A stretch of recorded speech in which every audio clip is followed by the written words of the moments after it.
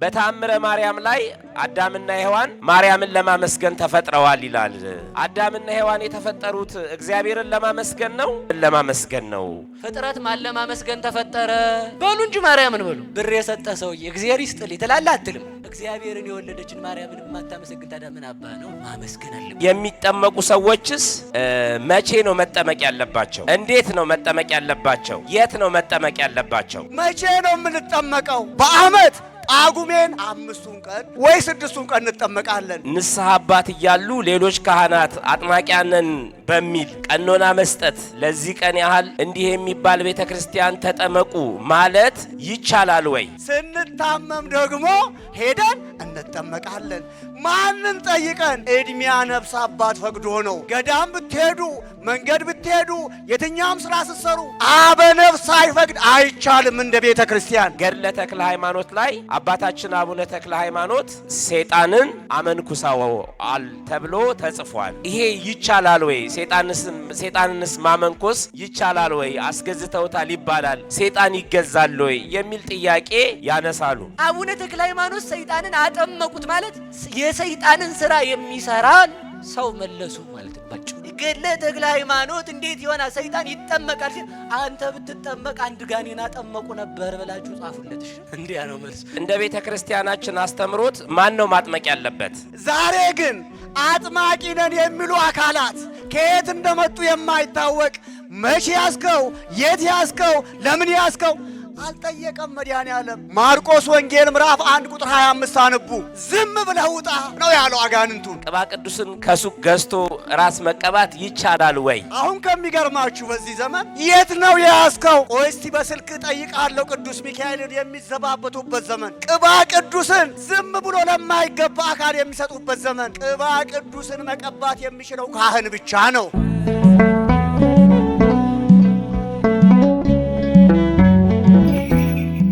ጥያቄ የሚጠየቁት መምህራችን ሊቀ ልሳናት ቀሲስ ከፍያለው ናቸው። እንደነዚህ አይነት ጥያቄዎች ብዙ ጊዜ ሐዋርያዊ ሕይወት ሲዘጋጅ ይጠየቃል። የዚህ ሐዋርያዊ ሕይወት የሚጠየቀው ጥያቄ በተቻለ አቅም በዚህ የሚሳተፉ እህት ወንድሞቻችን፣ አባት እናቶቻችን፣ ሁሉም ሰዎች ስርዓተ ቤተ ክርስቲያንን እንዲያውቁ እንዲጠብቁና እንዲኖሩት ጭምር ነው። እና ይሄ ጥያቄ ስለ ጸበል ነው። እና ብዙ ጊዜ ጥያቄው ይጠየቃል፣ ማብራሪያ ይሰጣል። ግን ከምዕመናን ዘንድ ተቀብሎ ይሄንን ወደ ህይወት ተግብሮ ለመኖር ብዙዎቻችን ጋር ፈተና አለና ይሄንን ነገር በጣም አጽንኦት ሰጥተን እንድንከታተል በእግዚአብሔር ስም ጠይቃለሁኝ። የመጀመሪያ ይሄ ጥያቄው የፈውስ ጥምቀት ወይም ደግሞ ጸበል መጸበል በቅድስት ቤተ ክርስቲያን እንዴት ይፈጸማል የሚል ነው። የመጀመሪያው የጸበል ወይም ደግሞ የዚህ የክርስትናው ጥምቀት ሳይሆን የፈውስ ጥምቀት ጸበል በቤተ ክርስቲያን እንዴት ይፈጸማል የሚል ነው። እንደ ቤተ ክርስቲያናችን አስተምሮት ማን ነው ማጥመቅ ያለበት? አጥማቂ ማን ነው? በደንብ መለየት ስላለበት ማለት ነው። የሚጠመቁ ሰዎችስ መቼ ነው መጠመቅ ያለባቸው? መቼ ነው መጠመቅ ያለባቸው? እንዴት ነው መጠመቅ ያለባቸው? የት ነው መጠመቅ ያለባቸው? የሚጠመቁት እንዴት፣ መቼ፣ የት ነው መጠመቅ ያለባቸው? ምእመናን ቅባ ቅዱስ መቀባት ምእመናንን ቅባ ቅዱስ መቀባት ስልጣን ያለው ማን ነው? ቅባ ቅዱስን ከሱቅ ገዝቶ ራስ መቀባት ይቻላል ወይ? ምእመናንን ንስሐ አባት እያሉ ሌሎች ካህናት አጥማቂያንን በሚል ቀኖና መስጠት ለዚህ ቀን ያህል እንዲህ የሚባል ቤተክርስቲያን ተጠመቁ ማለት ይቻላል ወይ? በቤተ ክርስቲያን አስተምሮ ቤተ ክርስቲያንስ ለፈውስ የተለየ ቀን አላት ወይ የሚል ነው ጥያቄው። አባታችን ይሄን ያብራሩልናል። እግዚአብሔር ይስጥልን። እንደምን ዋላችሁ? አከሙልተን namni dhukkubsatee ጸበለtti ni cuuphama, eessatti cuuphama, yoom cuuphama, maaliif cuuphama kan jedhu gaaffii ka'e, ኤው ጩቡ ደንዳአ kan jedhu gaaffii ka'e በአማርኛ ከወንድማችን ስለሰማችሁ ነው። አሁን ካርድ ሳታወጡ በነፃ ሄዳችሁ ታክማችሁ የምትድኑባት ቤተ ክርስቲያን ጸበል አላት የላትም? ጸበልን ባርኮ የሰጠን ማን ነው? ዮሐንስ ወንጌል ምዕራፍ 9 ስታነቡ ከእናቱ ማፀን ጀምሮ ይላል አይነ ስውር ሆኖ የተወለደ ሕፃን አዩ ቅዱሳን ሐዋርያት። አይነ ስውርነት አይገርምም። መተርጉማን የመጽሐፍ መምህራን እንደሚያስተምሩን ከግንባሩ እስከ አገጩ የወላድ ጆሮ አይስማውና ልሙጥ ሆኖ የተወለደ የአይን ቦታ የሌለው አፍንጫውም አንድ ላይ የሆነ ምን ብለው ጠየቁ? ይህ ሕፃን እንዲሆነው እንዲወለድ ኃጢአት የሰራው እርሱ ነው ወይስ ወላጆቹ ብለው ጠየቁት መድኃኔዓለምን። ምን አላቸው? እርሱም ሆኑ ወላጆቹ ኃጢአት አልሰሩም። ኃጢአት አልሰሩም ማለት ግን ኃጢአተኞች አይደሉም ማለት አይደለም። የእግዚአብሔር ሥራ በእርሱ ይገለጽ ዘንድ ነው አለ። የማን ሥራ? ኢየሱስ ክርስቶስ እግዚአብሔር ነውና ምራቁንም ወደ ምድር ተፋው ይላል፣ ጭቃውንም አድቦለቦለው ይላል፣ የአይን ቦታ አበጀለት። ሂድ በጼሊዮም መጥመቂያ ታጠብ አለ። ሄደ፣ ታጠበ፣ እያየም መጣ። ምን እየሆነ? በደረቅ ግንባር አይን የፈጠረ ፈጣሪ ነው። ዓለም ነቢይ ነው፣ አማላጅ ነው፣ ፍጡር ነው፣ ከመላእክት እንዳንዱ ነው ቢሉትም እሱ እግዚአብሔር ነው። እሱ ፈጣሪ ነው። እሱ የባህሪ አምላክ ነው። እሱ ፈራጅ ነው። የፍጡር ምራቅ እውራ ያበራማ፣ ከምራቁ ጋር ግን መለኮት ተዋህዶታል። ጸበልንም ባርኮ እንደጠየቀ እንደሰጠን ሊያጠይቅ ሂድ በሴሊዮም መጥመቂያ ታጠብ አለ ይላል። ከሚገርማችሁ ይሄ የማጥመቁ ጉዳይ ከቤተ ክርስቲያናችን መጽሐፍ መስከረም 10 የሚነበበው ስንክሳር ስታነዩ ይገርማችኋል፣ ለሕሊና ይከብዳል። ሳዊሮስ ዘገብሎንና ሚልኪ ቁልዝማዊ የሚባሉ ሁለት ታላላቅ አባት ጸጋ የተሰጣቸው የፈውስ ጸጋ፣ እነሱ እንኳ ይላል ያ ታማሚ ሰው ጋር ደርሰው ማጥመቅ ባይችሉ መጸለይ ባይችሉ ደብዳቤ ይጽፋሉ። ምን ብለው? ሚልኪ ቁልዝማዊ ሳዊሮስ ዘገብሎን ልቀቅ ብሎሃል። ያ የታማሚ ቤተሰብ ደብዳቤውን ወስዶ የታመመው ሰው ጋር ቆሞ ሚልኪ ቁልዝማዊ ሳዊሮስ ዘገብሎን ልቀቅ ብለውሃል፣ ለቆ ይወጣል። አስተውሉ። አሁን በማን ጸጋ ነው የተሰራው? በቅዱሳኑ ነው ወይስ በአንባቢው? በአንድ ድምፅ፣ በአንድ ድምፅ። ዛሬ ግን አጥማቂ ነን የሚሉ አካላት ከየት እንደመጡ የማይታወቅ መቼ ያስከው፣ የት ያስከው፣ ለምን ያስከው አልጠየቀም መድኃኔዓለም። ማርቆስ ወንጌል ምዕራፍ 1 ቁጥር 25 አንቡ። ዝም ብለህ ውጣ ነው ያለው አጋንንቱን። ጨልሲቲ በይጀደ መሌ ኤሰት ቀብዴ ማሊፍ ቀብዴ ዮም ቀብዴ ጀደህን ጋፈን የት ትለቃለህ አላለም። ለመሆኑ በሁሉም ጸበል ላይ አድሮ እኛን የሚፈውሰን ማን ነው? በአንድ ድምፅ፣ ኧረ በአንድ ድምፅ። የማጥመቅ ካህን ስለሆነ ብቻም አይደለም፣ ጸጋው ያላቸው አሉ።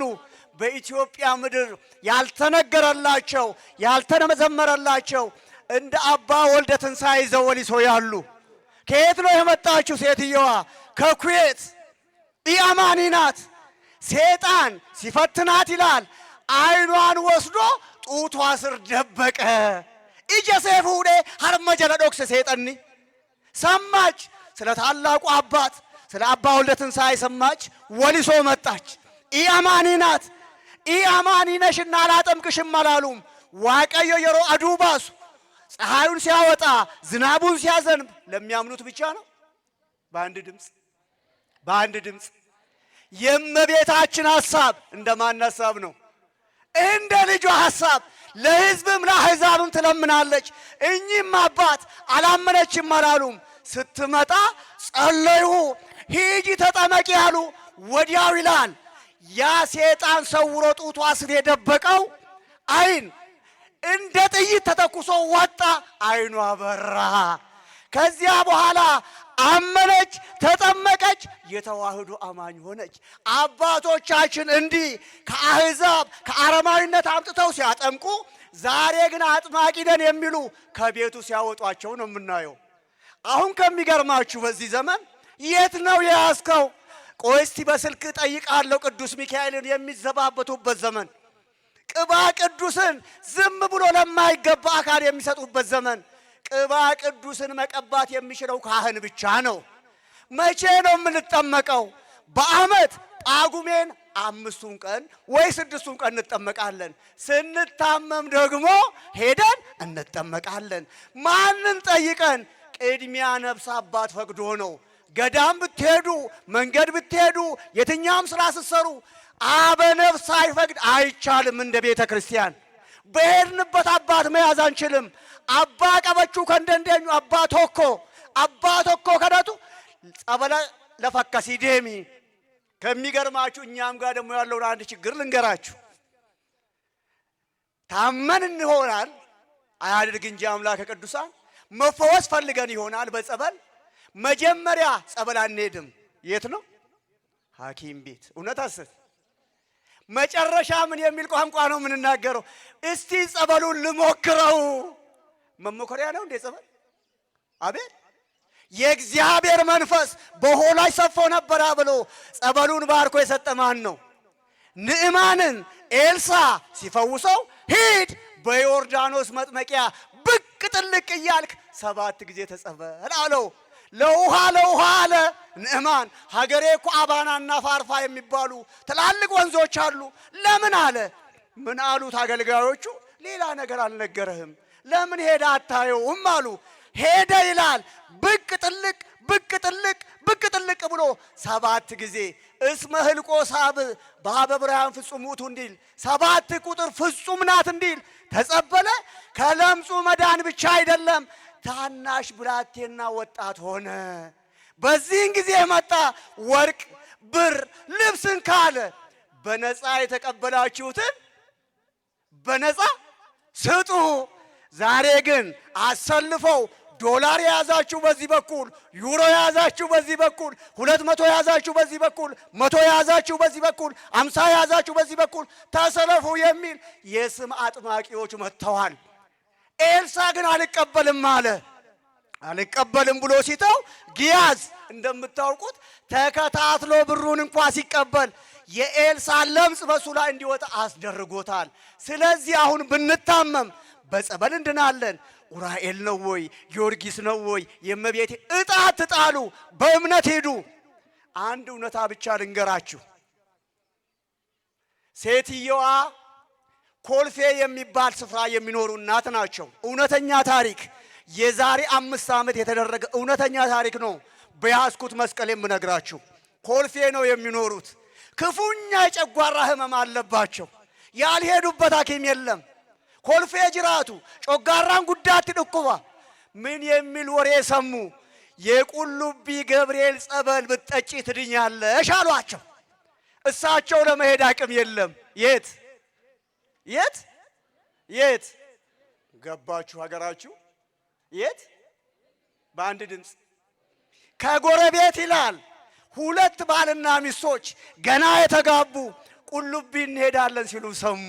ልጆቼ በፈጠራችሁ እኔ እናታችሁ አቅመ ደካማ ነኝ፣ ገንዘብ የለኝም፣ የቁልቢ ገብርኤል ጸበል እንደሚፈውስ ሰምቻለሁ። ስለዚህ በዚህ ጭቃ ጸበል አምጡልኝ ብለው ተናገሩ ይላል። ይዘው ሄዱ። እጮኛሞቹ ሙሽሮቹ መች ቁልቢ ሄዱ፣ ድሬዳዋ ገቡ። ሲዝናኑ ሲጨፍሩ፣ ከሆቴል ሆቴል ሲዞሩ የሚፈለገውን ቁሳቁስ ሲገዙ ከረሙና ተመልሰው ቤታቸው ገቡ። ለሴትዮዋ የት እንሄዳለን ብለዋል። በአንድ ድምፅ ሲመለሱ ዕቃ ሲወጣ የሴትዮዋ የጸበል ዕቃ ባዶ ነው። ምን ብትል ነው ሚስት? እሷ አታይንም? ምን ችግር አለ? ከቤት ውሃ ሞልተን እንስጣቸው። ከቤት ውሃ ሞልተው ሰጧቸው። ሴትዮዋ በእምነት ወሰዱ፣ ቅጥም አድርገው ጠጡ። ከህመሙ ዳኑ። እምነታቸው ነው ያዳናቸው። ከየት የመጣ የሚል ቋንቋ የለም። ስለዚህ ስትጸበሉ የባዕታ ጸበል ከሆነ እዚያው፣ የኡራኤል ጸበል ከሆነ እዚያው። ማን ነው ሊያጸብለን የሚችለው?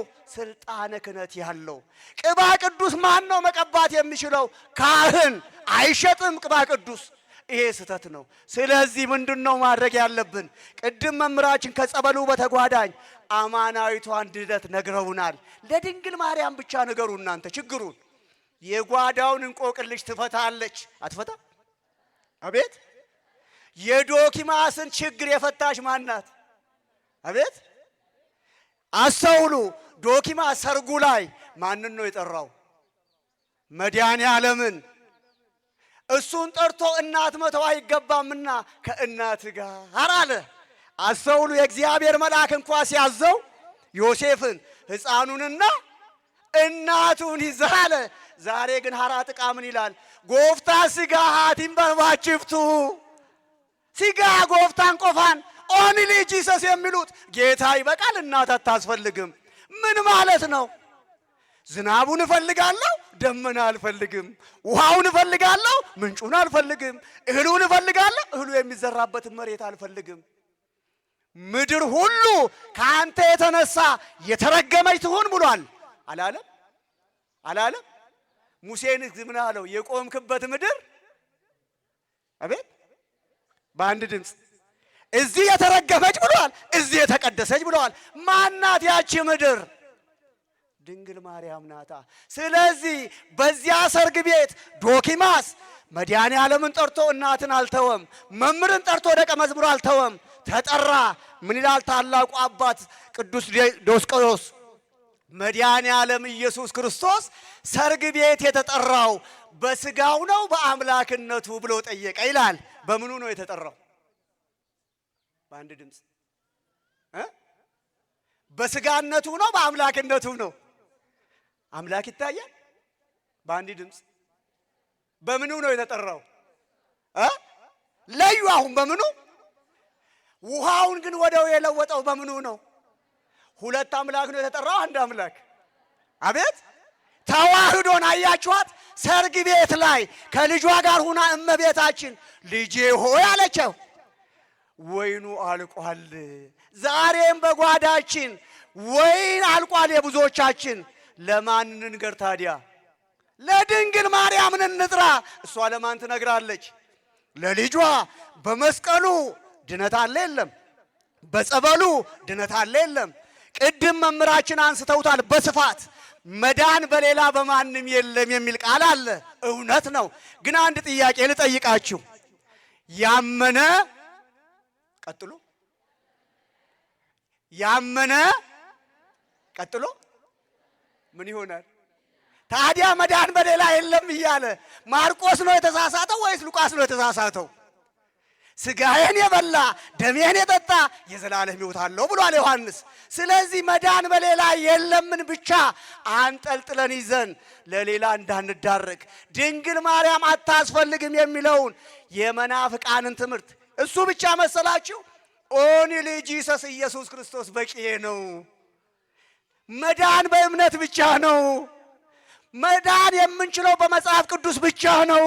ገድሉ፣ ተአምራቱ፣ ድርሳናቱ አያስፈልጉም፣ ጸበሉም አያስፈልግም የሚሉን አካላት አዋሳ ላይ አሁን ኮንፈረንስ ሰርተው እኔ ፓስተር እገሌ የጸለይኩበት ጸሎት ነውና እቺን ሃይላንድ ይቺን አንዷን በመቶ ብር ብትገዙ ቤታችሁ ገብተው ብትጠጡ ቤታችሁ ብትረጩ ከየትኛውም ርኩስ መንፈስ ሕመም ትድናላችሁ።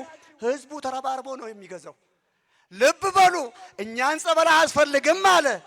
ሐራ ጥቃ የጸለየበት ሃይላንድ ግን የ20 ብር ሃይላንድ በ100 ብር የሚሸጥበት አይኑን ጨፍኖ የሚገዛ ህዝብ እኔን አለ መንፈስ ቅዱስ አዞኛልና ሳር ብሉ። ሳርን የሚበላ እንስሳ ነው ሰው ነው? በአንድ ድምፅ። ደቡብ አፍሪካ ላይ እኮ ሰውን እንስሳ አድርገዋል። ለምን እዛ ትሄዳላችሁ? እዚሁ አርባ ምንጭ እዚሁ አስተማረ ፓስተር ሆዬ ወደ ኦሞራቴ ወንዝ ወሰደ። ምን አሉ ተጠማቂዎቹ? እዛ አዞ አለ እንዳንሄድ። ምን ቢል ጥሩ ነው የትዕቢቱ ትዕቢት? አዞውን ዘንዶውን ትረግጣላችሁ ተብለናል አለና ይዟቸው ሄደ። ቅድሚያ አዞው ጠምጥሞ የጣለው ፓስተር ተብዬውን ነው። ይሄን እየሰማ ሰው እንደ ጠፍ ከብት የሚነዳ ያ ብቻ መሰላችሁ? ቅድም ዝም ብዬ ለምሳ ሰዓት ብዬ የተውኩኝ በቋንቋ ሰበብ የአንድ አካል ሃይማኖት ናት የሚሉ በሽተኞች። ለመሆኑ እኔና እናንተ የምናምነው እግዚአብሔር ስንት እግዚአብሔር ነው? ስንት ሃይማኖት ነው የሰጠን? አሁን አማራም ይሁን ኦሮሞም ይሁን ትግሬም ይሁን ጉራጌም ይሁን የትኛውም አማኝ ይጸልያል አይደል? ምን ብሎ? አቤት ማን ነው አባታችን? እግዚአብሔር አባታችን ከሆነ ቤተ ክርስቲያንስ ድንግል ማርያምስ? ዛሬ ግን ቤተ ክርስቲያን ኦሪታዊ ናት። ድንግል ማርያም አታስፈልግም፣ ቅዱሳን አያስፈልጉም፣ መስቀሉም አያስፈልግም፣ ጸበሉም አያስፈልግም የሚሉ ተነስተዋል። አንድ ነገር ብቻ ልጨምርና ላብቃ። መስቀልን ምን ይሉናል እኛ? የአባት ገዳይ ነው። እንዴት የአባትን ገዳይ ትወዳለህ? ኤፌሶን 2 ላይ ምን አለ ቅዱስ ጳውሎስ? ጥልን በመስቀሉ ገደለ። ጥልን በሏ በመስቀሉ ምን አደረገ?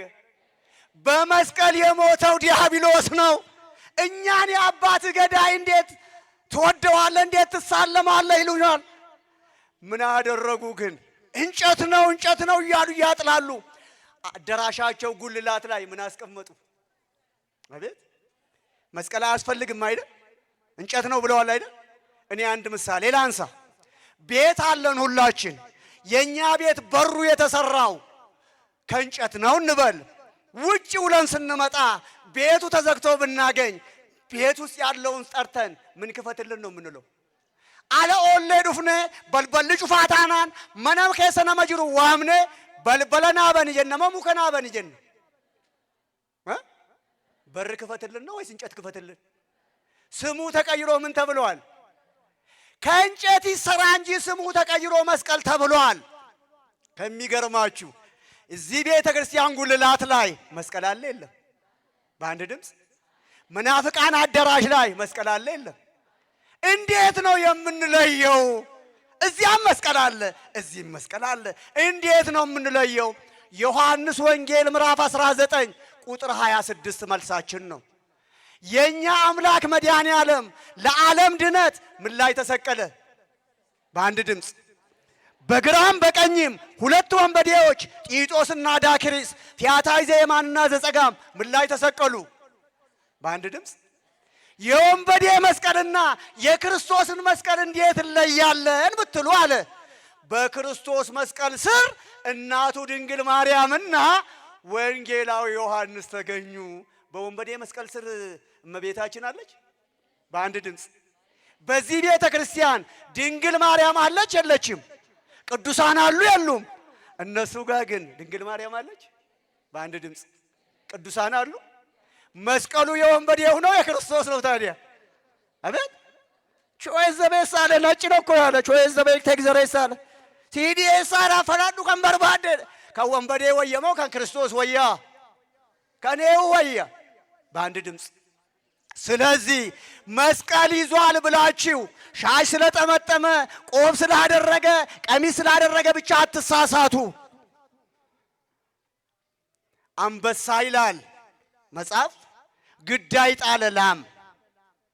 አንበሳ ስጋውን ሲበላ ጅብ ደም ሸተተው። ከሩቅ መጣ ሲያይ አንበሳ ስጋ እየበላ ነው። ቀረበ እሱም አንበሳ አንድ ሲጎርስ ጅብ ሁለት ይጎርሳል። አንበሳ ሁለት ሲጎርስ ጅብ አራት ይጎርሳል። ላሟን የጣለው ማን ነው? የበለጠ የሚበላው ማን ነው? አቤት አባረረው አሉ አንበሳ። አንበሳ አይደል ሞኝ መሰላችሁ? ሄዶ አንበሳ አያጅቦ የአንበሳውን ለምድ ደርቦ መጣ። አሁንም አንበሳ አንድ ሲጎርስ እሱ ሁለት፣ አንበሳ ሁለት ሲጎርስ እሱ አራት። ምንድነው ጉዳዩ? ቆዳ የኛ ነው አፍ የሌላ ነው አለው። ቆዳው የኛ አፉ የሌላ፣ ሻሹ የኛ፣ ካባው የኛ፣ መስቀሉ የኛ። የኑፋቄ ትምህርት በመጸበል ስም በቅባ ቅዱስ ስም የሚነግዱ ስላሉ ለዩ። በሃይማኖት ቁሙ። ማን ነው ሊያጠምቀን የሚገባው? ካህን ብቻ። ማን ነው ቅባ ቅዱስ የሚቀባው? ካህን ብቻ። የት ነው የምንጸበለው? ፈውስ ያለበት ቦታ አበነፍሳችንን ጠይቀን ሱባኤ ይዘን እንኳን እኛ እነ ሚልኪ ቁልዝማዊ እነ ሳዊሮስ ዘገብሎን በደብዳቤ ብቻ ያስለቅቃሉ። አጋንንት ማስለቀቅ ግን የእምነት መስፈርት አይደለም። ሉቃስ 10 ላይ እንድፈን ይሉ ከቦኒ መቃኬት ይናፉር ጥሯን ኑበ ሄጀዳኒ ገመደኒ አፉሪ ጥሩ አዋንስኒ ቢተኒ ፊንገመዲና እርኩሳን መናፍስት ስለተገዙላችሁ ደስ አይበላችሁ፣ ስማችሁ በሰማያት ስለተጻፈ ደስ ይበላችሁ። ምናችን በአንድ ድምፅ የትኛው? አበበ፣ አለማየሁ፣ ተርፋሳ፣ በዳሳ፣ አለሚቱ የሚለው ነው። የትኛው ስማችን? አኒ ሆለተ ኮፌ ከጀደ ሆሎቲ ኮነ ቤኩ ጀደ መቃሳኒቲ ነዋህማ ሁንዲ ኬኛ ሆሎተ ዋቀዮቲ የእግዚአብሔር በጎች ነን አይደለንም? በስማችን ሲጠራን ወንድ በ40 ሴት በ80 ስታጠምቅ ተዋህዶ ሰማያዊ ስም ሰይማለች አልሰየመችም? መሰየም ብቻ አይደለም፣ አንገታችን ላይ ምን አስራለች? አቤት! እጅ ላይ ማሰር አይቻልም? እግር ላይ ማሰር አይቻልም? ይቻላል። ሰው እጁ ተቆርጦ ሰው እግሩ ተቆርጦ በህይወት መኖር ይችላል አይችልም? አይችልም። አንገቱ ተቆርጦስ ያለ ማህተም መኖር አትችልም ስትል ምን ላይ አሰረች? ስለዚህ ወገኖቼ አማናዊ ሃይማኖት የያዛችሁ ማህተብ ያሰራችሁ አበነፍስ የያዛችሁ ያለ አበነፍስ ፍቃድ በስተቀር ማንም ጋር አትሄዱ። ባይታዊ ነኝ፣ አጥማቂ ነኝ፣ ፈዋሽ ነኝ የሚሉ ብዙዎችን እያሳሳቱ መድኃኒት እያስጣሉ እነሱ ለህመም እየዳረጉ ነው። የህክምናው መድኃኒት ኤችአይቪ ታማሚ ነኝ እኔ መድኃኒት ጣዩ እፈውስሻለሁ፣ በሳምንት ስትሞት ነው የምታገኟት። ቤተ ክርስቲያን ግን ያንንም ጥበብ ለነሱ የሰጠ እግዚአብሔር ነው፣ ጸበልንም የሰጠ እግዚአብሔር ነው ብላ ጊዜ አፈራርቃ እንዲጸበሉ እንዲጾሙ ታደርጋለች እንጂ አትከለክልም። ስለዚህ ምርጫ ትምረጡ። በሁሉም ጸበል አድሮ የሚፈውሰን ማን ነው? እግዚአብሔር የታመሙትን ይፈውስልን፣ እኛንም በሃይማኖት ያቁመን፣ ይቆየን። ለመምህራችን ቃለ ሕይወት ያሰማልን፣ ረጅም ዕድሜ ከሙሉ ጤና ጋር ያድልልን። እንግዲህ ያው ስለ ጥምቀት በደንብ ነው ማብራሪያ የተሰጠው። እግዚአብሔር በሕይወት እንድንኖረው ይርዳን። ከሁሉ በላይ ደግሞ ቤተክርስቲያንን አክብረን ስርዓተ ቤተክርስቲያንን እንድንጠብቅ እግዚአብሔር አምላካችን ይርዳን። ቀጣይ ጥያቄ ለመምህራችን ለመምህር ግሩም ነው። ስለ ገድላትና ድርሳናትን በተመለከተ ነው። እንግዲህ ብዙ ጊዜ በቤተ ክርስቲያን መጽሐፍት ላይ ብዙዎቹ ሲዘባበቱና ከቤተ ክርስቲያን አውድ ውጪ ተርጉመው ቤተ ክርስቲያንን ለመክሰስ ከሚጠቀሙበት አንዱ መንገድ ገድላትና ድርሳናት ናቸው። ገድላትና ድርሳናት ከመጽሐፍ ቅዱስ አንጻር እንዴት ይታያሉ? ገድላት ድርሳናት በኦርቶዶክሳዊ አስተምሮ ወይም በኦርቶዶክሳዊ እይታ በሃይማኖት የማይመስሉን የማይመለከታቸው የቅዱሳንን ገድላትና ታምራትን ያለ አውዳቸው እየተረጎሙ ምእመናንን ለማደናገር ሲሞክሩ ይታያል። እንዲህ አይነቱ እንቅስቃሴ ቤተ ክርስቲያን እንዴት መከላከል አለባት? ለምሳሌ ከገድል አንድ ከተአምር አንድ እንውሰድና ገድለ ተክለ ሃይማኖት ላይ አባታችን አቡነ ተክለ ሃይማኖት ሰይጣንን አመንኩሳዋል ተብሎ ተጽፏል። ይሄ ይቻላል ወይ? ሰይጣንንስ ማመንኮስ ይቻላል ወይ? አስገዝተውታል ይባላል። ሰይጣን ይገዛል ወይ የሚል ጥያቄ ያነሳሉ። በተአምረ ማርያም ላይ አዳምና ሔዋን ማርያምን ለማመስገን ተፈጥረዋል ይላል። አዳምና ሔዋን የተፈጠሩት እግዚአብሔርን ለማመስገን ነው ወይስ ማርያምን ለማመስገን ነው ብለው በተአምር ላይና በገድል ላይ የተጻፈውን አውድን በጣሰ መልኩ በሌሎቹ አካባቢ እንዲህ ተተርጉሞ ቤተ ክርስቲያንን ወይም ደግሞ ምእመናንን ሲያደናግሩ ይታያልና ያለችን ጊዜ በጣም አጭር ስለሆነች የመጨረሻ ማጠቃለያ ጥያቄ ስለሆነ መምህራችን በዚህ በአጭር ጊዜ ይህንን መልስ እንዲያብራሩልን ለመምህራችን እድል ሰጣለሁ።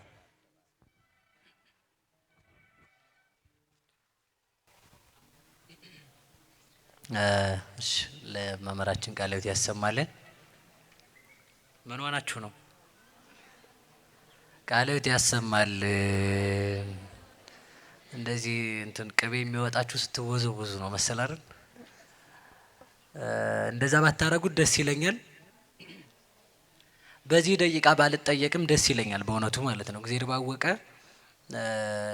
የቅድሙን መልስ እንደው ለኛ ትንሽ በሚመቃ መልኩ ነው እንጂ ያወራሁት ሙሉ መልስ ተመልሷል ማለት አይደለም። እመቤታችን ትሙላበት። ይሄን ካልኳችሁ የመጀመሪያው ገድል በመጽሐፍ ቅዱስ ተፈቅዷል አልተፈቀደም የሚለውን አይተን ከዛ አቡነ ተክለ ሃይማኖት አባታችን ኢትዮጵያዊ ሱራፊ ሰይጣንን አጥምቀዋል አላጠመቁም? ሁለት ጥያቄ። ሶስተኛ ከታምረ ማርያም ላይ ብዙ ነገር ይነሳል። ያው በነገራችሁ ላይ ድንቁርና ቤት ሲሰራ ጥሩ አይደለም አንዳንድ ጊዜ ማለት ነው። እነዚህ ድንቁርና ከተማ የከተመባቸው ሰዎች ናቸው ይሄን የሚያነሱት። የድንቁርና ከተማ ናቸው ብዬ ነው የማስበው። ሰዎቹ በራሱ እጅግር አይን አፍንጫ ቢኖረው ድንቁርና እነሱን ይመስል ነበር። ሰሞኑ ወደ ወሳይና ሄጄ ነበርና ሁሉ ነገራቸው ብቻቸውን አይቆሙም። በሞት ያፈርሰው እንዴ! በጣም የገረመኝ የዛ ነው። ብቻቸውን መቆም አይችሉም። እዛ ምን የሚላየው የመካነ ኢየሱስ የምናምን ሲኖዶስ የሚል ያን ስታነቡ አፈርሰውንላችሁ ግዕዝ የማን ነው? የቤተ ክርስቲያን በሉ። ስታነቡት መካነ ኢየሱስ ብላችሁ አንብቡት። ሰምታችኋል? እስኪ መካነ በሉ ኢየሱስ። የእነሱን ስታነቡ እንዲያ ብላችሁ ማለት የእኛ ሲሆን መካነ እናንተ ራሱ ግዕዝ አታውቁም። ጀርመን ዩኒቨርሲቲ እየሰራ እናንተ ዝምራችሁ እንትና ነው እንዴ? እውነት በጣም እናደዳለሁ አንዳንዴ። እና እዛ ያለው እዛ እንትና ሲኖዶስ የመካነ ኢየሱስ ሲኖዶስ የሚለው የመካን ነው የማይወልድ መካን ማለት ነው። የኛ ሲሆን የኢየሱስ ቦታ ተብሎ ይተረጎማል ማለት ነው። እኔ የተማርኩትም መካነ ኢየሱስ ነው። እኔ እዛ ሳገኘው የተናደድኩት ማለት ነው። እና ብቻቸውን መቆም አይችሉም። ሰምታችኋል? ውሸት ሰይጣንና መናፍቅ ብቻውን መቆም አይችልም። በሉ ሰይጣንና መናፍቅ በሉ ብቻውን መቆም አይችልም። ዲያብሎስ ወደ አዳምና ወደ ሔዋን ሲወድ ምን ለብሶ እባብ በሉ እንጂ በሉ በደንብ። ወደኛ ሲመጣ ደግሞ እባብ አይደለም የበግ ለምድ ለብሶ ማለት ወንጌል ለብሶ እንትናን ጋልቦ አያንትናን ማለት ነው። ፈረስ ይሞታል፣ ፈረሰኛው አይሞትም። ይሄን ያዙልኝ ስሞትላችሁ። ፈረስ ይሞታል በሉ። ናቡከደነጾር ሞቷል በሉ። ሞቷል በሉ። ትራጃን ሞቷል፣ ግራኝ መሐመድ ሞቷል፣ አሬዎስ ሞቷል፣ ሌዮን ሞቷል፣ ንስጥሮስ ሞቷል፣ ቢቱ ሞቷል፣ እንትና ሞቷል። እነሱን የጋለበ ሰውዬ አሁንም ይጋልባል ፈረስ እየቀየረ። ፈረስ ቀየር አድርጎ ጋልቦ ሲመጣ እናንተ ደግሞ ድንግርግርግር አትበሉ።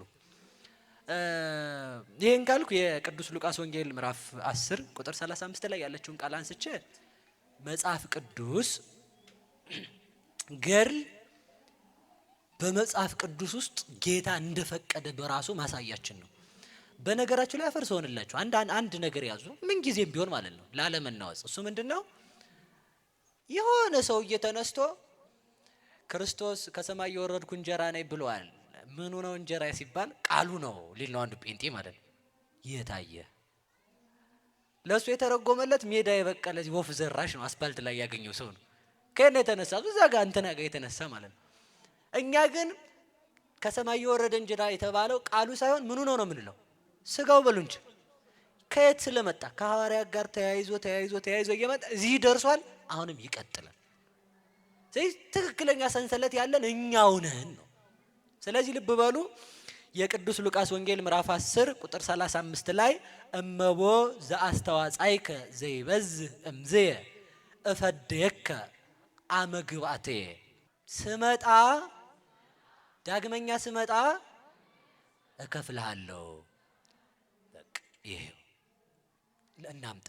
ከላይ ሲጀምር እንደምታውቁት ሁላችሁም ከኢየሩሳሌም ወደ ኢያሪኮ ሲወርድ አንድ ሰውዬ ያንን ወንበዴዎች አገኙት፣ ደበደቡት፣ አቆሰሉት፣ ገመሱት።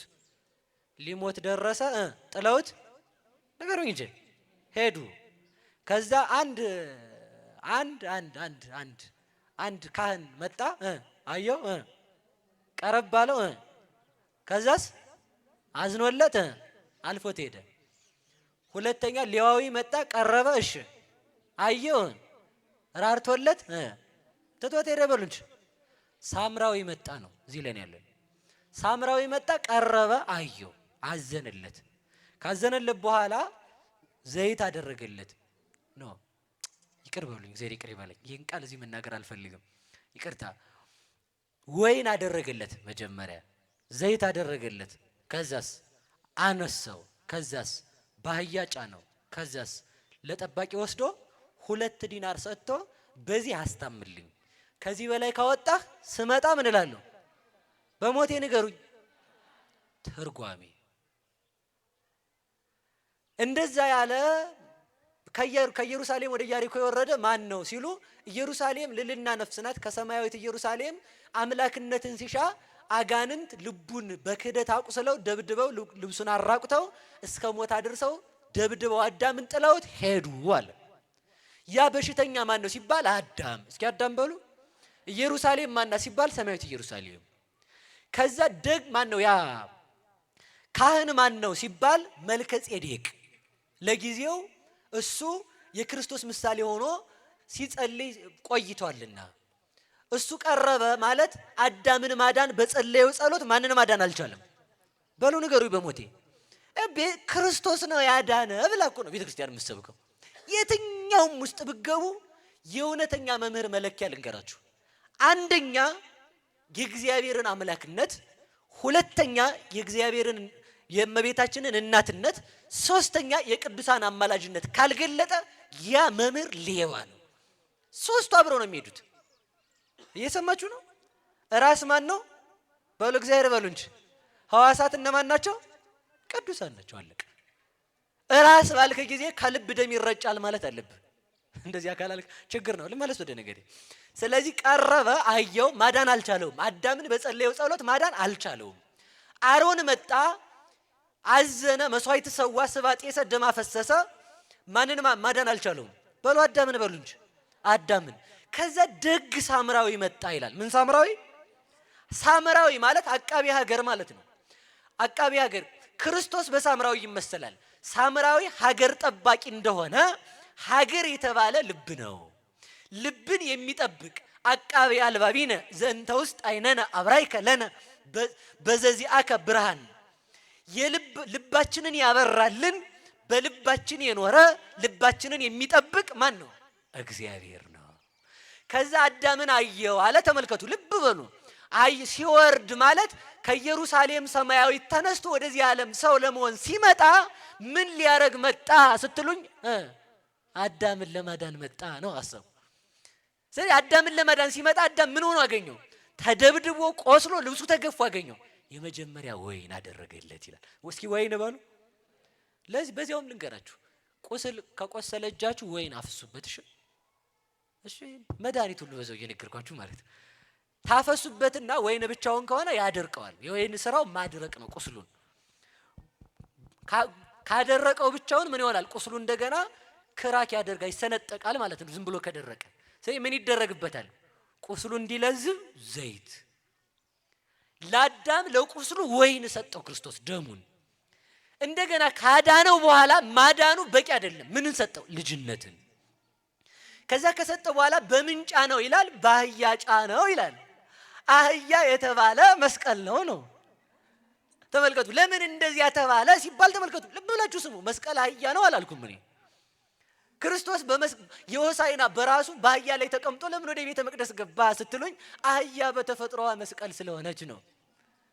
ከራስ ፀጉሯ እስከ ጅራቷ በዚህ በእግርና በእግሯ ላይ ምን አለት? መስቀል። ምን ማለቱ ነው? ነገ በመልዕልተ መስቀል እሰቀላለሁ ማለት ነው። በሌላ አነጋገር ተመልከቱ፣ አህያ ትዕግስተኛ ናት። በትዕግስት የማኖራችሁ ነኝ ሲል ነው። ለምን በግመል አልተጫነም ስትሉ ግመል ቂመኛ ናት። ለምን በፈረስ አልተጫነም ስትሉኝ ፈረስ ትበራለች። ለምን በአህያ ተጫነ ስትሉኝ ከፈለጋችሁኝ አሁን እንደ ቀድሞ ልሰወር ልጠፋ ሳይሆን አሁን ስትፈልጉኝ ላልጠፋ መጥቻለሁ ለማለት በአህያ ገባ ይላሉ። ልመልሳችሁ። ከዛ ያንን ቁስለኛ ጫነው። በሌላ አነጋገር ያ ቁስለኛ የተባለው አንድ ምእመን ነው። ይሄ ማን ነው አልኳችሁ? ምእመን በሉ እንጂ። አንድ ሰው ምን ይባላል? ቁስለኛ። ክርስቶስ ማንን ለማዳን መጥቷል? አንድን ሰው። ከመቶ በግ መካከል አንድ በግ ብትጠፋ የቷን ነው የምትፈልጉት? በሉ አንዷን በሉ እንጂ። አንዷን ስትፈልጉ ከዛ አባትዮ ተበልታ በጓ መታ ቁጭ ብላችሁ አጥሩ ስራ አባትዮ የታባቱ አናቱን ነው የምለው። ቆይ ላገኘው ቢል ልጁ እዛ በኋላ ተነስቶ ብር ብሎ መጥፋቱ ነው። ግን ምን ይላል መስል ልጅ አውቁ ብላ አይደለ ካዋ ስር ቁጭ ልና ያዳምጣል። አጥሯ ስር አረ ልጄ ይገኝ ብቻ ደግሞ በጉ ሲባል እማዬ እዚህ ነኝ እዚህ ነኝ። ድሮንም የተደበኩት ፈርቼ ነው ማለት ነው። ያንን የተደበቀ ከልልና ነፍስ የወረደን ሰውን እየፈለገ ክርስቶስ መጣ። ዘይት አደረገበት ማለት ተመልከቱ፣ ደሙን ሰጠው። ይቅርታ፣ ዘይት አደረገበት ማለት ልጅነት ሰጠው። ወይን አደረገበት ማለት ወይን ደስታ ነው። ወንጌልን ስጋውና ደሙን ሰጠ ተብሎ ይተረጎማል። ከዛ ለየት አስጠጋዋለ። በሉ ለዘበኛ በሉ እንጂ ዘበኛ ጠባቂ ነው። እሱ ለጠባቂ ሰጠው።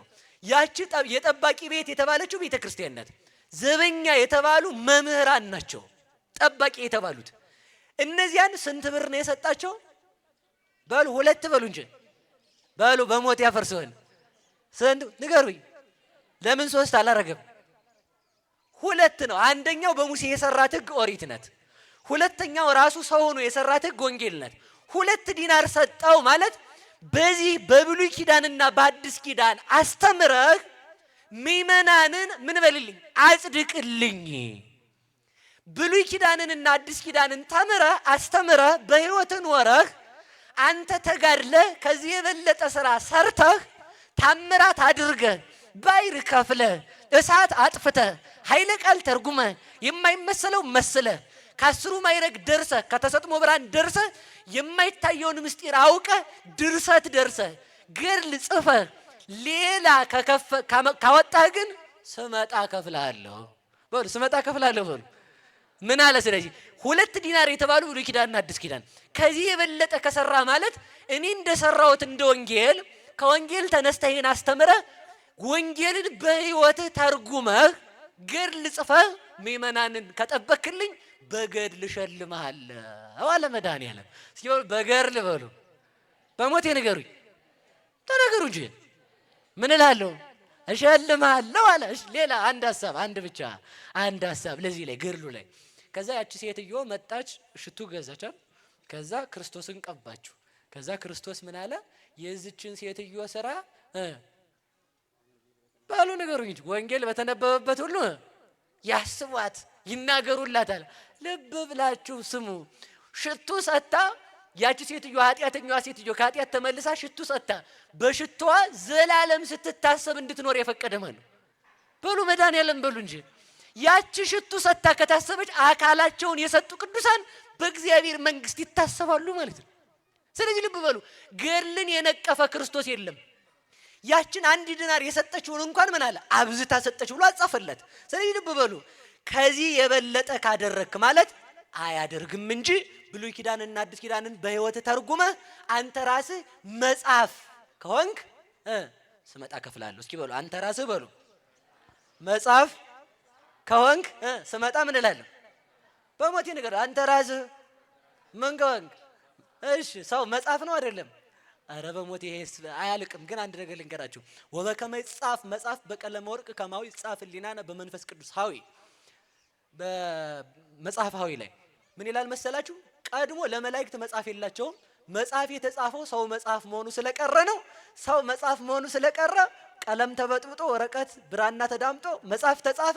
አንተ ራስህ መጽሐፍ ሆነ ከተገኘ ስመጣ ዋጋህን እከፍላለሁ ብሎ ገድል እንዳለ ነገረን። ማን? መድኃኒዓለም በሉ እንጂ። ኦርቶዶክሳዊ እይታ ይሄ ነው። ለመናፍቃን እንደው ተመልከቱ፣ እንደው ለእነሱ ደግሞ ምን መድከም ያስፈልጋል? ስለዚህ ወደ ነገር ልመልሳችሁ። ቆይ የሚያነሱትን ጥያቄ ላምጣላችሁ።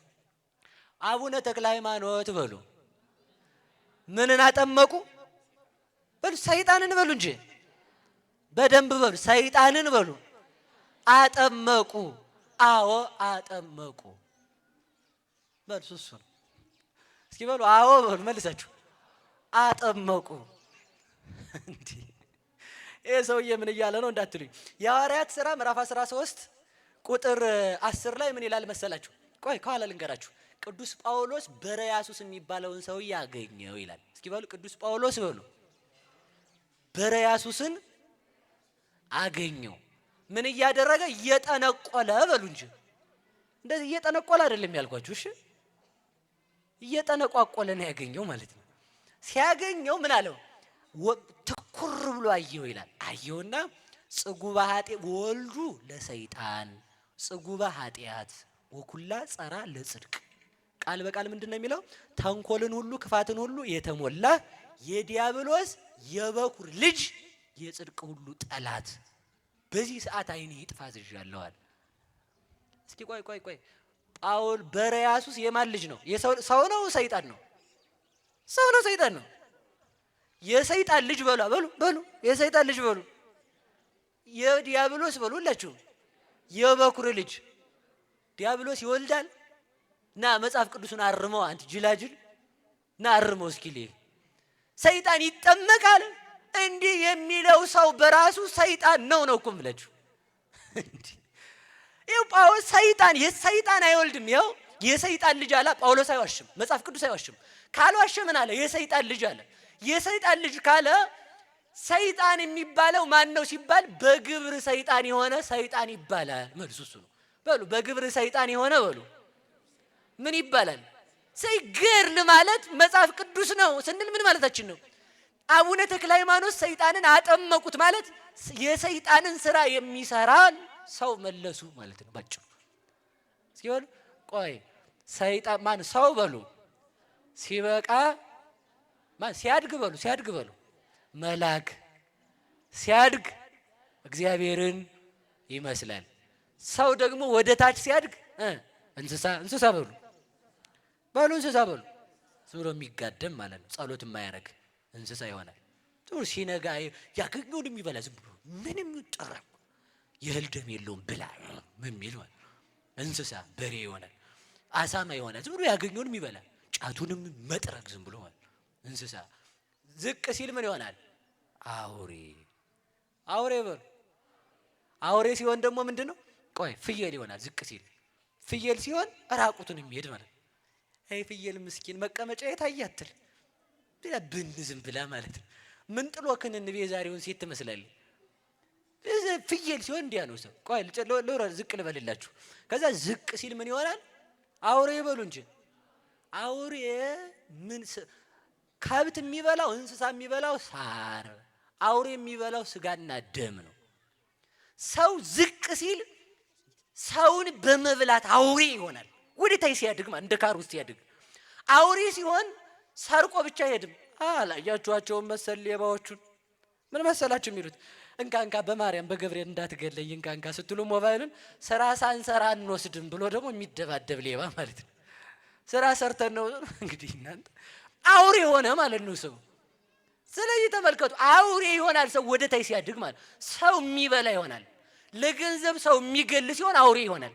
ከዚያ በላይ ደግሞ እያደገ ሲሄድ ሰይጣን ይሆናል ነው መልሱ። በሉ እያደገ ሲሄድ በሉ ማንን ይመስላል? የማን ልጅ ይባላል? በሉ ንገሩኝ። የማን ልጅ ይባላል? የሰይጣን ልጅ። ቅዱስ ጳውሎስ እዚህ ጋር በረያሱስን ምንድን ነው ያለው? የሰይጣን በሉ ንገሩኝ እንጂ ሰይጣን ያስታል አያስትም? ይሄ ሰውዬ ሰውን ያስታል አያስትም? ካሳተም የማን ልጅ ነው? በሉ የሰይጣን በሉ እንጂ። የሰይጣን ልጅ የተባለው በግብሩ ነው። በግብሩ ነው ማለት በስራው የማንን ስራ ስለሰራ? በሉ ንገሩኝ። መናፍቃኑ ቁርጥ ዲያብሎስ በእድሜ ብቻ የሚበልጣቸው ቁርጥ እሱ። አቤቱ ውሸታቸው በስማ 7 ያስማትብ ነበር በእውነቱ ቢለቅ ማለት ነው። አንድ ሰውዬ ምን አለ መሰላችሁ? ሃሎ ኢየሱስ ሃሎ ኧረ እባክህ ስልክ አወጣ አይደል? ደግሞ ምን አለ? የ3 ወር ሆኜ የተጸነስኩ እኔ። ደግሞ አንዱ አሳቀኝስ ኢየሱስ ያርሰናል ደጋፊ ነው ቴሌቪዥን ያያል። እንዲሁ እናንተ ሰይጣን እኮ እንዲህ ያላለም። ሰይጣን በራሱ ማለት ነው እመቤቴን ሰይጣን አይልም ቢጠይቁት። አይልም ሰይጣን ክርስቶስ እንደዚህ ይላል ብትል አይልም። እነዚህ የውሸት ሰይጣን እጽፍ ድርብ ተንኮል ያወረሳችሁ ሰዎች ማለት ነው። ስለዚህ ተመልከቱ፣ ልመልሳችሁ። አቡነ ተክለ ሃይማኖት በሉ ሁላችሁም ሰይጣንን አጠመቁት። ሰይጣንን አቡነ ተክለ ሃይማኖት አጠመቁት ማለት ሳይሆን የሰይጣንን ስራ እንዲህ የሚል የሰይጣንን ስራ የሚሰራን ሰው ምን አሉት? አጠመቁት። ቁመቱን አሳጠሩት ማለት አስተሳሰቡን ፍጡር እንደሆነ አሳውቁት። በስልጣን ያደርጋለሁ የሚለውን ከዛ አመነኮሱት። ማንን? ሰውየውን። ከሰይጣን ነጥቀው የሰይጣን ልጅ የሆነውን የማን ልጅ አደረጉት? በሉ ንገሩኝ። ማስረጃ ሲባል ይኸው መጽሐፍ ቅዱስ የሰይጣን ልጅ አለው ማንን ነው? ሰውን በሉ እንጂ ሰይጣን ተብሎ እዛ ጋር የተጠራው ማን ነው? የሰይጣንን ስራ ወክሎ የሚሰራ ሰው ማለት ነው። ይሄ ገብቷቸዋል? ይሄ ገብቷቸዋል?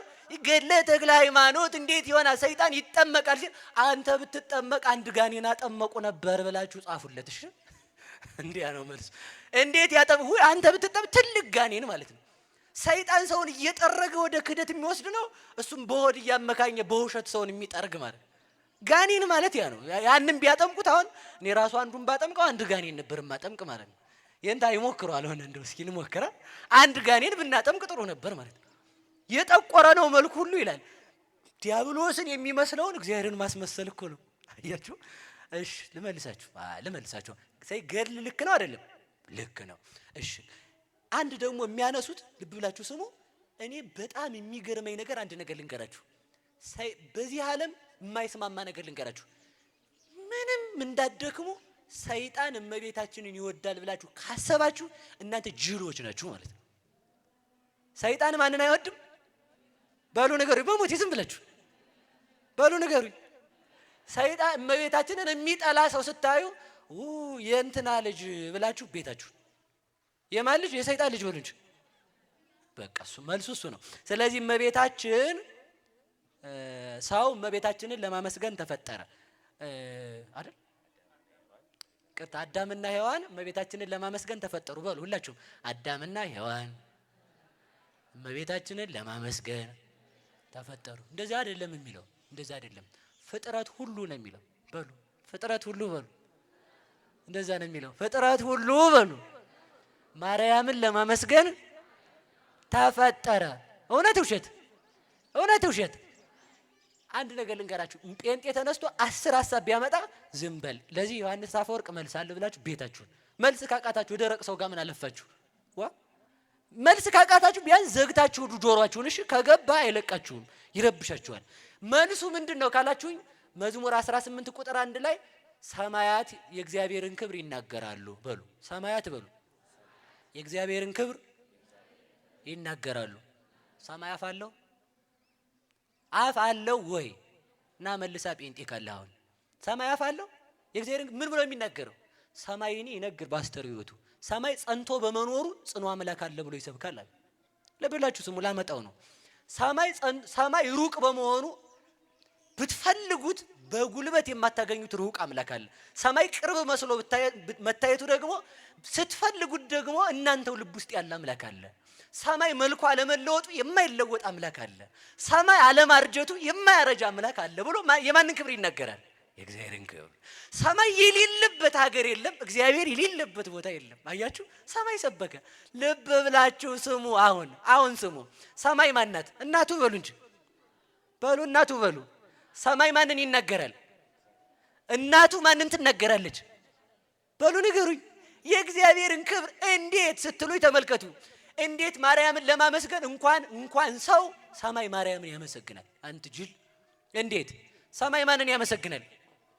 በሞቴ ንገሩኝ። ማርያምን ያወጣው ፀሐይ ጨለማ የሚፈራረቀው አንድ ደግሞ በእኔ ፀሐይ ትደነቂያለሽ። አንቺ ያወጣሽው ፀሐይ ጨለማ የማይፈራረቀው ሰማይ ተመልከቱ። የአይን ማረፊያ እንደሆነ የማን አይን ያረፈባት? ድንግል ማርያም። የእግዚአብሔርም አይን የፍጡርም አይን የፈጣሪም አይን የፈጣሪ አይን ካረፈባት እኔ ባረፍ ድንቅ ነው። የኔም አይን ማርያም ላይ ይረፍ እንጂ ካላረፈ ወይ ድንጋይ ነኝ እንጂ ካላረፈ ወይ ጣዖት ነኝ እንጂ። ለምን? የፈጣሪ አይን አርፎባታል። ተመልከቱ። ሰማይ ማንን ያመሰግናል? ማርያምን። ምን ብሎ? እኔ ላይ የሚያርፈው የአሳማው አይን፣ የሰው አይን፣ የጅብ አይን ነው። አንቺ ላይ ያረፈ እግዚአብሔር አይን ነው። እግዚአብሔር ከሰማይ ሆኖ ተመለከተ። ማንን መረጠ? እስመ እግዚአብሔር አለ። እግዚአብሔር ጽዮንን መርጧት አለ። ምን ብሎ አይቶ ነው የመረጣት? የእግዚአብሔር አይን ካረፈባት ሰማይ ምን ይላታል? እኔ ላይ የሚያርፈው የሥጋ አይን ነው፣ አንቺ ላይ ያረፈ የመለኮት አይን ነው ይላል። ታዲያ የኔ አይን ማን ላይ ያርፋል? ማርያም ላይ። እኔ ማርያምን አመሰግናለሁ። ለምን? እግዚአብሔር አመስግኗታል። ምን ብሎ? እናቴ ብሎ። እስኪ በሉ እናቴ በሉ። እዚህ የበለጠ ስም አታመጡ። መልአክ ነኝ ብሎ ነው የሚቀርበው። ማርያም እናት ነኝ ብላ ነው የምትቀርበው። መልአክ ቅዱስ ተብሎ ነው የሚመሰገነው። ማርያም ግን እናቴ ተብላ ነው የምትመሰገነው። እናታችሁን አክብሩ ያለ ለእናቱ ልዩ ቦታ ይሰጣል። እሺ ልመልሳችሁ አንዴ ብቻ። ሰማይ ማንን ያመሰግናል? ማርያምን በሉ። ማንን ያመሰግናል? ማርያምን ያመሰግናል። ምን ብሎ? እኔ የማወጣው ፀሐይ ደመና ይጋርደዋል። አንቺ የምታወጪው ፀሐይ ምን አይጋርደውም? ደመና አይጋርደውም። ምድር ማንን ያመሰግናል? ማርያምን። እኔ ብታረስ ብኖር አልፋለሁ፣ አንቺ ግን የማታልፊ ምድር ነሽ። ገነት ማርያምን ታመሰግናለች። ገነት ሴትዮዋን አይደለም ቦታዋ። ምን ብላ? በእኔ መንግስተ ሰማያት ይተካል፣ በማርያም ማን ይተካል ብላ ማለት ነው። እኔ አልፋለሁ እተካለሁ፣ አንቺ ግን አትተኪም። የማትደገሚ አንድ ሆነሽ ተወልደሽ መተኪያ የሌለሽ፣ መተኪያ የሌላት እናቱ መተኪያ የሌላት ልጅ ወለደች ማለት ነው። መተኪያ የሌለውን እግዚአብሔር መተኪያ በሌላት እናቱ እናውቃለን። ስለዚህ ተመልከቱ፣ ፍጥረት ማርያምን ያመሰግናል በሉ። ፍጥረት በሉ ማርያምን ያመሰግናል። በአንድ ጥቅስ ልጠቅልለውና አረፉት። እኔ እንግዲህ ባይዘረዝር ምን አገባኝ። በአንድ ጥቅስ በኖህ ዘመን ሰው ሲበድል አሳማ ጠፍቷል አልጠፋም? ተናገሩ እንጂ። 7 አሳማ ነው የቀረሽ። አሳማ አይበላም። እሺ እናንተ እንደው ሰው አሳማ እየበላ አሳማ አይበላም። እሺ እውነቴን ነው። እና 7 አሳማ ብቻ ነው የቀረው፣ ሌላው ጠፍቶ ማለት ነው። ይሄኛው አሳማ ያመሰግናል። ለምን? ሰው እግዚአብሔርን ቢበድል እግዚአብሔር ዝናብ ቢያዘንብ አሳማ ሁሉ ያልቃል። አሳማው እንዳያልቅ እግዚአብሔርን ወልዳ ሰውን ከእግዚአብሔር ጋር ያስታረቀች ማናት? በሉ ማርያም በሉ እንጂ። ዛፍ ማርያምን ያመሰግናል። ለምን? ሰው ከእግዚአብሔር ጋር ባይታረቅ እግዚአብሔር ከሰው ጋር ሲጣላ እንደ ኖህ ዘመን ማየ አይሁን የንፍሮውን ውሃ ቢያወርደው ዛፍ ሁሉ ይነቀላል ማለት ነው። ዛፉ እንዳይነቀል ማን ሰውን ከእግዚአብሔር ጋር አስታርቃለች? ማርያም። ማርያም ሰውን ከእግዚአብሔር ጋር ስላስታረቀች ማን ያመሰግናታል? መሬት ያመሰግናታል። ለምን? በንፍሮ ውሃ ከመጠበስ አድነዋለች። ዛፍ ያመሰግናታል፣ ከመነቀል አድነዋለች። ውሻው ያመሰግናታል፣ ከመጥፋት አድነዋለች። ተራራው ያመሰግናታል፣ ውሃው ያመሰግናታል፣ ወደ ፈላ ውሃ ከመቀየር አድነዋለች። እንዴት አርጋ ሲበሉ፣ እንዴት አርጋ በሉ በሉ፣ እንዴት አርጋ በሉ። አስታርቃ ነው መልሱ። እስኪ አስታርቃ በሉ። እርቅ በማን ተፈጸመ? ስለዚህ ፍጥረት ማንን ያመሰግናል? በሉ ማርያምን በሉ። ጥሯት በሞት ያፈርስሆን። ማርያምን ከጭንቅ ማርያም ከጭንቅ ታገላግላችሁ በሕይወታችን ትድረስልን። ስለዚህ ፍጥረትን ሁሉ ያስታረቀችው የጥል ግድግዳ የፈረሰባት እግዚአብሔር ዓለምን በምህረት ያየባት ተወልዶ ዓለሟን ማይጸን አድርጎ ዓለምን የቀደሰባት የማትፈርስ መቅደስ እግዚአብሔር ለፍጥረታት ጠበቃ አድርጎ የፈጠራት ድንግል ማርያም ናት። ድንግል ማርያምን የማያመሰግን ፍጡር አይደለም። ማስረጃችን እሱ ነው። እሷን የሰጠን እግዚአብሔር የተመሰገነ ይሁን። ፍጥረት ማን ለማመስገን ተፈጠረ? በሉ እንጂ ማርያምን በሉ። ማንን ለማመስገን? ማንን ለማመስገን? ብር የሰጠ ሰውዬ እግዚአብሔር ይስጥልኝ ትላለህ አትልም? ትላለህ አትልም? ትላለህ አትልም? እግዚአብሔርን የወለደችን ማርያምን የማታመሰግን ታዲያ ምን አባ ነው? ብር ለሰጠ እግዚአብሔር ይስጥልኝ። ማን የሰጠህ? ሰውየው። እግዚአብሔር የሰጠችን ምን ማለት አለብን? ማመስገን አለብን። ለዚህ ነው ቅዱስ ጳውሎስ ጢሞቴዎስ ምን ይላል መሰላችሁ? ለጢሞቴዎስ ሲመክረው በመጨረሻው ዘመን ትዕቢተኛ ትውልድ፣ ምስጋና የሌለው በትዕቢት የተነፋ የታጀረ ትውልድ ይመጣል አለ። ምስጋና የሌላቸው በትዕቢት የታጀሩ እንኳን ማርያምን እኔ ክርስቶስን እመስለዋለሁ ክርስቶስን አይቼው ሰላም ብየው መጣው የሚሉ ትዕቢተኞች ስላሉ ማርያምን ቢነቁ አይደንቀንም። ግን የመጨረሻው ሐሳቤ ማርያም እግዚአብሔር የወደዳት ናት በሉ። በሞት ያፈርሰዋል። ማርያምን በሉ እግዚአብሔር የወደዳት። ከእግዚአብሔር ትበልጣላችሁ አትበልጡ? አውጡ። እማትበልጡ ሰዎች እማትበልጡ ብቻ ከእግዚአብሔር ትበልጣላችሁ አትበልጡም? እግዚአብሔር ማንን ወዷል? ማርያምን በሉ እንጂ። እግዚአብሔርን የሳበ ውበት ካልሳበ ወዳጅ አንተ አለቃ ሳጥና የለ ማለት። ለምን? እግዚአብሔርን የሳበው የማን ውበት ነው? በሉ ንገሩኝ። የማርያም ውበት እኔንማ ይስበኛል እንጂ ኃጢአተኛውን ይስበኛል። ስለዚህ እመቤታችንን እናት አድርጎ የሰጠን እንድናመሰግናት የፈጠረልን እግዚአብሔር ስሙ የተመሰገነ ይሁን። ባሞላው ባጎደልኩት መድኃኔዓለም ይሙላበት። በጣም አመሰግናችኋለሁ። እመቤታችን በዚህ እንደተሰበሰብን በሰማይ ተሰብስበን የጎደላችሁን ትምላላችሁ። እመቤታችን በጭንቀታችሁ ሁሉ ትድረስላችሁ። ማርያምን እዚህ እያየን ስሟን እየጠራን እንደኖር መንግስተ ሰማያት ስንገባም እሷን እያየን ስሟን እየጠራን ከልጇ ጋር መንግስተ ሰማያት እንገባለን። ከልጇ ጋር ወደ መንግስተ ሰማያት ይዛን እንድትሄድ ወደ መንግስተ ሰማያት እንድትመራን ጸሎታችንን እንድታሳርግ የዘረኝነቱን የተንኮሉን የጠላቻውን የመገዳደሉን የአድማውን ሁሉ ግድግዳ እንድታፈርስልን ወላዲተ አምላክ መልካም ፈቃዷ ይሁንልን። ከምንፍቅና ተጠብቀን ይቆየኝ። አሜን። በመምህራችን ላይ አድሮ ያስተማረን የመከረን የአባቶቻችን አምላክ ቅዱስ እግዚአብሔር ይክበር ይመስገን። ለመምህራችንም መጋቤ ብሉይ ሐዲስ መምህር የኔታ ግሩምን እግዚአብሔር አምላካችን ረጅም እድሜ ከሙሉ ጤና ጋር ይስጥልን። ቃለ ሕይወት ያሰማልን። ቃለ ሕይወት ያሰማልን። አሜን። እግዚአብሔር አምላካችን በሁሉ ነገር ይጠብቅልን። መምህራችንም እውነት ጊዜ ስላጠረን ነው። ታላቅ መምህር ናቸው። ሊቀ ልሳናት ቀሲስ ከፍ ያለውም እዚህ ያሉ፣ ግን ያለን ሰዓት ስላለቀ የምክረ አበው መርሃ ግብራችን ይሄንን ይመስል ነበረ። አነሳስቶ ያስጀመረን አስጀምሮ ደግሞ ለፍጻሜ ያበቃን የአባቶቻችን አምላክ ቅዱስ እግዚአብሔር ይክበር ይመስገን።